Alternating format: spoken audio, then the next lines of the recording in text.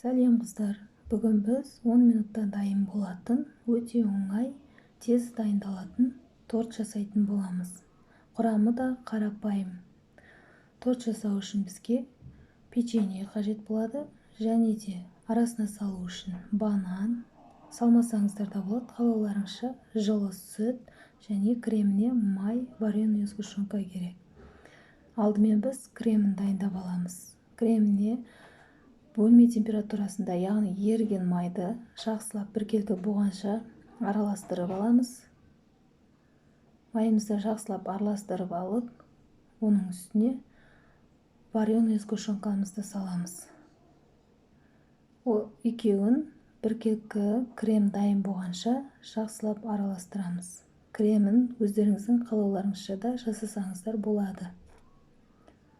Кремін дайындап алғасын, осылай печеньемізді жылы сүтке малып алып, формасын келтіріп теріп шығамыз.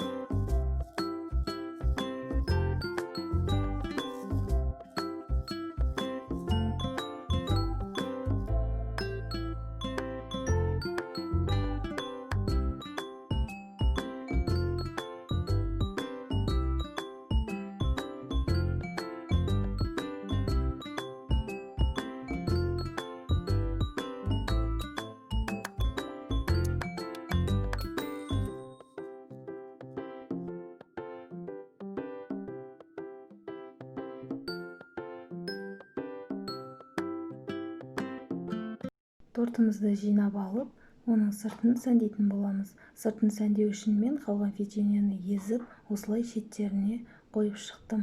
Қалауларыңызша сәндесеңіздер де болады. Тортымызды сәндеп болған соң, холодильникке 30-40 минутқа қойып алып, кесе берсеңіздер болады. Қаншалықты холодильникте көп тұрса, соншалықты жұмсақ әрі дәмді болып шығады. Міне біздің тортымыз дайын. Енді сіздерге кесіп көрсетейін. Сіздер де жасап көріңіздер, және де каналға жазылып, лайк басып, комментарий жазуды ұмытпаңыздар. Рахмет.